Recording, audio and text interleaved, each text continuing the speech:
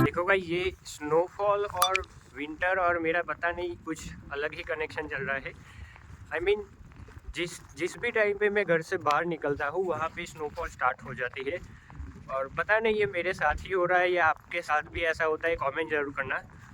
बाकी आज का जो टॉपिक है वो जीवन का होगा, यानी कि मैं जीवन ड्राइव टेस्ट के लिए जा रहा हूँ, वो भी लंदन जाना पड़ेगा मुझे। तो मैंने ठान लिया है कि जैसा भी हो, वेदर अलर्ट भी आ जाए तब भी मैं जीवन देने जाऊँगा, क्योंकि मुझे एक्सक्यूज़ेस बनाते हुए ऑलमोस्ट 1 साल और 2 महीने हो गए। मुझे एक्सक्यूज़ेस नहीं बनाने हैं, तो आज मैं जीवन देने जाऊँगा। बाकी देखते हैं, ट्रैवलिंग में आई थिंक 2 आवर्स लग जाएंगे। इसमें भी इस वेदर कंडीशन में जाना है। Hi morning. यहाँ पे ये बात अच्छी है, देखो कोई भी फॉरेनर मिलता है आपको तो वो ऑलवेज़ गुड मॉर्निंग आपको बोलेगा, तो ये बात अच्छी है।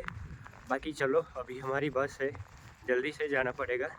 3 बसें बदलनी है हमें, तब जाके मैं ड्राइविंग टेस्ट पे पहुंचूंगा। देखो यार, मैं ड्राइविंग टेस्ट जब पास हो जाऊंगा तब मैं आपको बताऊंगा कि अंदर जाके कैसा सिनेरियो था, यानी कि कितने मार्क्स चाहिए, कितने डॉलर लगते हैं। और दूसरी चीज़ तो ये है कि कौन सा जो PDF है वो हमें देखना चाहिए। तो वो सारी चीज़ें मैं लास्ट में बताऊंगा आफ्टर एग्ज़ाम देके, क्योंकि पहले मैं नहीं बता सकता। मे भी क्वेश्चन उस PDF में से ना आए तो आपका खामों का टाइम बिगड़ जाएगा। बाकी ये मेरे पीछे देख रहे हो आप, ये स्नोफॉल, ये देखो पूरे का पूरा स्नोफॉल का पहाड़ है। तो यहाँ पे कनाडा में यही चीज़ होती है कि जैसे यहाँ पे विंटर आती है तो पिछले 4 दिनों से स्टॉर्म अलर्ट है, यानी कि वेदर कंडीशन बहुत ख़राब है। तो ऐसे ये लोग जो मशीनें आती है बर्फ़ हटाने की, तो यहाँ पे ऐसे बम्प किए जाते हैं। बाकी आज भी वेदर काफ़ी बिगड़ा हुआ है, लेकिन मैंने ठान लिया है मैं जाऊंगा तो जाऊंगा। बाकी देखते हैं कि आगे क्या होता है। अभी हमारी बस आएगी। देखो यार, मैं बोलूँगा कि जब भी आप यहाँ पे आते हो तो जीवन पहले दे देना। मैंने इसलिए नहीं दिया क्योंकि मेरी कुछ और कैलकुलेशन थी, लेकिन बाद में जाके पता चला कि जीवन एक बहुत बड़ा पार्ट है। और कभी भी इन फ्यूचर आप कार लेने की सोच रहे हो, और कार एक ऐसी चीज़ है कि यहाँ पे कनाडा में हर लोगों को ज़रूरत पड़ती है। तो या जीवन पक्का दे देना। बाकी आगे मैं बताता हूँ कि क्या होता है।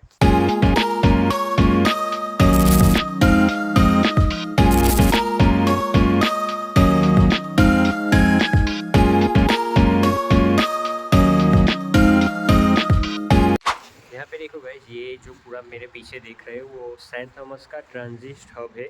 तो यहाँ से मुझे दूसरी बस लेनी है, और दूसरी बस में आई थिंक मुझे $5 लगेंगे। मैं कभी गया नहीं हूँ, लेकिन आज जाएंगे तो पता चलेगा हमें कि कैसा सीन है। तो ये जो बस है डायरेक्टली हमें लंदन वेलिंगटन पे उतारेगी, सेंट थॉमस टू लंदन। तो अभी बस आई नहीं है, बस का वेट कर रहे हैं। बाकी देखते हैं कि आगे कैसा सीन है। यहाँ पे देखो गाइस, जो बस का नाम है वो मोयागो है, और उस पर लिखा था कनेक्ट। तो जो दूसरी मतलब सिटी के साथ बस कनेक्ट करती है वहाँ पे ऐसा लिखा होता है connect in a green colour. बाकी बस का व्यू देखना है तो चलो मैं आपको व्यू भी दिखा देता हूँ।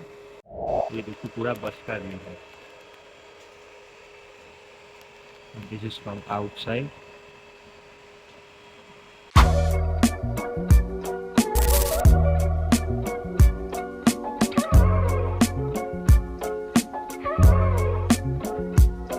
जिस बस से मैं उतरा वहाँ से बस थी अराउंड 10:40 को।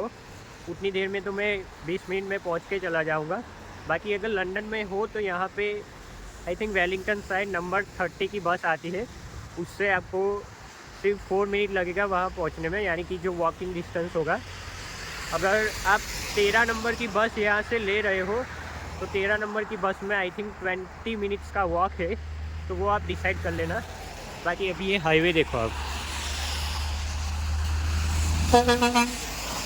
अब यहाँ से जाना है सीधा सीधा 20 मिनट तक। I don't know, I love it, क्योंकि ट्रैवलिंग मेरा सबसे अच्छा पार्ट है, और आगे जाके मुझे ट्रैवल ब्लॉगर बनना है। बाकी देखते हैं कि वहाँ पे क्या होता है। अभी तो स्नोफॉल हो रही है और वॉकिंग में काफ़ी दिक्कत होती है। ये देखो, ये सारा स्नोफॉल होता है, देखो। अभी देखते हैं कि वेदर कितना हार्श होता है। अभी तो धीरे धीरे स्टार्ट हुई है। बाकी लेट्स सी। देखो गाइस, ये जो रास्ता है वो सीधा विंडसर जाता है। आई थिंक ये 401 का रास्ता है। और बाकी यहाँ पे देखो कितना अच्छा नज़ारा है।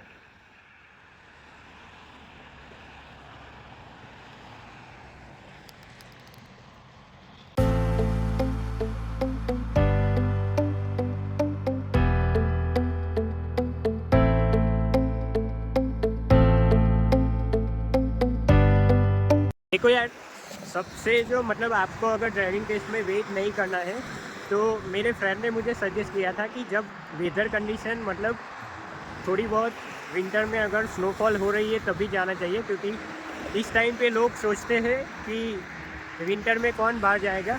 तो आपका काम जो होता है ड्राइविंग टेस्ट का वो झट से ख़त्म हो जाता है और उसमें काफ़ी टाइम नहीं लगता है। बाकी बस अब हम पहुंचने वाले हैं और देखेंगे कि आगे क्या होता है, अंदर जाके क्या है। I will explain every detail. यहाँ पे देखो गाइस, बाहर से कुछ ऐसा दिखता है।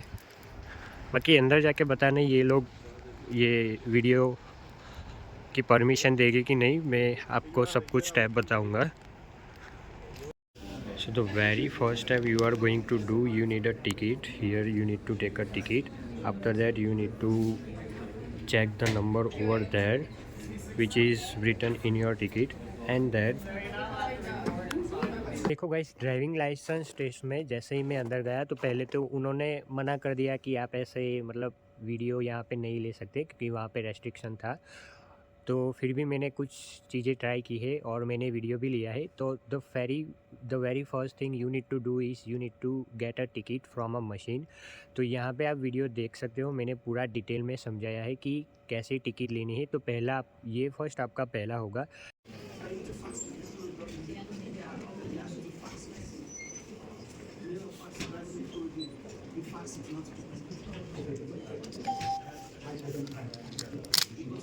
जैसे ही आपके हाथ में टिकट आ जाएगी तो उसके बाद आपको जहाँ पे भी आप बैठोगे उसके एग्जैक्ट सामने आपको एक नंबर बोर्ड पे दिखाई देगा होगा। तो वो नंबर मैच आपको करना है, उसके बाद वो काउंटर पे जाना है। जैसे ही आप वहाँ पे काउंटर पे जाओगे तो वहाँ पे आपका चेकअप होगा, यानी कि पहले आपको पासपोर्ट चाहिए होगा एज अ डॉक्यूमेंट। अगर जीवन लाइसेंस है तो वो जीवन लाइसेंस भी आप दे सकते हो अगर G2 की एग्ज़ाम देने जा रहे हो। उसके बाद वो लोगों ने विज़न टेस्ट किया था, यानी विज़न टेस्ट में होता क्या है कि आपका आई चेकअप होता है। तो आपको आई बिल्कुल ऐसे रखनी है। उसके बाद वहाँ पे ग्रीन कलर का डॉट होगा, तो उसकी आपको सिर्फ डायरेक्शन बतानी है कि किस डायरेक्शन में वो ग्रीन डॉट है। अगर ये आप मतलब इस डायरेक्शन देने में आप फेल हो जाते हो, अगर कहीं पे रॉन्ग आंसर दे देते हो, तो उसका मतलब आपका जो आई विज़न है वो सही से काम नहीं कर रहा है। यानी कि जब भी आप कहीं पे ड्राइविंग के लिए जाओगे तो वहाँ पे मेन फोकस रहता है कि आपको जो साइंस होती है रोड पे वो दिखाई देनी चाहिए। तो अगर ये नहीं होगा तो फिर आपको डॉक्टर के पास चेकअप करवाना पड़ेगा। वहाँ पे ग्लास में भी आपके ग्लास में प्रॉब्लम हो सकता है। तो उसके बाद फिर ऐसा येलो कलर का पेपर वो लोग देंगे। थर्ड स्टेप में वो आएगा। सेकंड स्टेप में विज़न टेस्ट होगा। तो येलो पेपर में लिखा होगा कि आपने कहीं पास्ट में कोई मतलब कहीं किसी को मिले हो डॉक्टर को और उन्होंने कुछ एडवाइस दी हो। अगर एप्लीकेबल है तो वहाँ पे यस कर देना, नहीं है तो फिर जाने देना। उसके बाद वो लोग बोलेंगे साइन करने के लिए। अब साइन में कुछ ऐसा है कि जो भी साइन आप वहाँ पे करोगे, तो जिस भी टाइम आप नेक्स्ट टाइम आप कहीं पे जा रहे हो G2 टेस्ट देने के लिए या फिर जी टेस्ट देने के लिए, तो मेक श्योर करना कि वो आप सेम साइन करते हो, अदरवाइज़ वो लोग एक्सेप्ट नहीं करेंगे। वो मैंने पर्सनली उन लोगों को पूछा है। उसके बाद पेमेंट की बारी आती है। तो पेमेंट में कुछ ऐसा था 159 पॉइंट समथिंग उतने डॉलर पे करने हैं हमें। वो क्रेडिट कार्ड से हो जाएगा, उसमें कोई प्रॉब्लम नहीं है। तो ये जो स्टेप है वो आपको कंसिडर करने हैं। अब जैसे ही ये सारी चीज़ें हो जाएंगी तो आपको नॉलेज टेस्ट रूम ऐसा कहीं पे लिखा होगा वो ढूंढना है। तो वहाँ पे आपको सीधा जाना है अंदर। वो 3 पेज देंगे वो लोग, वो 3 पेज लेके अंदर जाना है। और यहाँ पे आप ये देख सकते हो ऐसा रूम होगा।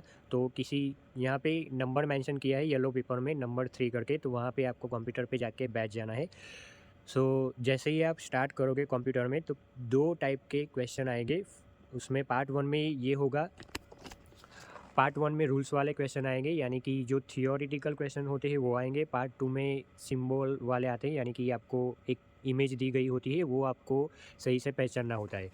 तो इसमें ध्यान ये रखना है कि कई लोग क्या करते हैं, मेरे फ्रेंड के साथ ऐसा हुआ था। उसने पार्ट 1 कर लिया, लेकिन वो पार्ट 2 में क्या होता है, जब आप पार्ट 2 के लिए मतलब जाते हो तो आपको थोड़ा बहुत बिटवीन गैप दिखेगा, तो आपको वहाँ पे 2 मिनट वेट करना पड़ेगा। वो इसलिए करना पड़ेगा कि जैसे ही आप पार्ट 1 सबमिट करते हो तो वो वहाँ पे कोई इंस्ट्रक्टर बैठी होगी, वो आपको अलाउ करेगी पार्ट 2 देने के लिए। तो आपको पार्ट 1 करके बाहर नहीं निकल जाना है, ये गलती मत करना, वरना आपको दूसरी बार पैसे भरने पड़ेंगे। अब इसमें होता क्या है कि आपको 16-16 मार्क्स लाने होते हैं। 20 मार्क्स का आपका पेपर होता है, यानी कि एमसीक्यू टाइप होता है। बहुत ईज़ी होता है, उतना कुछ होता नहीं है। मेरे 40 आउट ऑफ 40 आए हैं उसमें।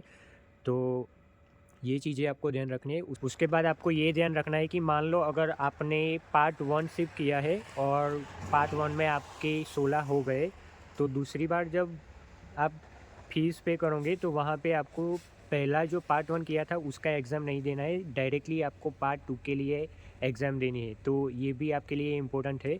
तीसरी बात तो ये है कि काफ़ी लोगों को ये क्वेश्चन होता है कि ड्राइविंग मतलब किस लोकेशन पे ढूँढे, तो लोकेशन में यही है कि आपको सीधा सर्च करना है ड्राइव टेस्ट नियर बाय मी, और जो भी लोकेशन बता रहे हैं आप वहाँ पे जा सकते हो। तो ये वाली चीज़ें थी जो आपको ध्यान में रखनी थी। बाकी एक चीज़ मैं आपको बताना भूल गया कि आपका वहाँ पे फ़ोटो भी वो लोग लेंगे, तो थोड़ा तैयार होके जाना, क्योंकि वो जो फ़ोटो आएगी पासपोर्ट साइज़ जहाँ पे आप जीवन टेस्ट में जाओगे, तब वो लोग एक फ़ोटो लेंगे आपकी, तो वो जो भी लाइसेंस निकलवाओगे तो वो आपके लिए लाइफ टाइम रहेगा, वो जो फ़ोटो होगा वही। इसके अलावा अगर मैं पीडीएफ की बात करूँ तो मेरे ये 2 पीडीएफ पड़ी थी, उसके अलावा मैंने कुछ नहीं पढ़ा है, और सारे क्वेश्चन थे वो इसी पीडीएफ में से आए थे। बाकी अगर टाइम रेस्ट्रिक्शन की बात करूँ तो टाइम रेस्ट्रिक्शन कुछ नहीं था, आप जितना भी टाइम आंसर देने में लगाना चाहते हो वो लगा सकते हो। तो मेरे ख़्याल से बस यही कुछ था, बाकी अगर आप में कोई डाउट है तो you can comment down, I will try my best. और एक चीज़ थी, जो आपका लाइसेंस आएगा वो आई थिंक विदिन 25 डेज़ में ऑलमोस्ट सभी लोगों का आ जाता है, 1 मंथ वैसे हो जाता है, लेकिन 25 डेज़ में आपको लाइसेंस मिल जाएगा। और मेक श्योर करना कि आप जो भी एड्रेस देते हो वो करेक्ट है, अगर नहीं होगा तो फिर मे बी आपको प्रॉब्लम आ सकती है इन फ्यूचर। तो ये एक एड्रेस वाला आपको याद रखना है, बाकी या दैट्स इट।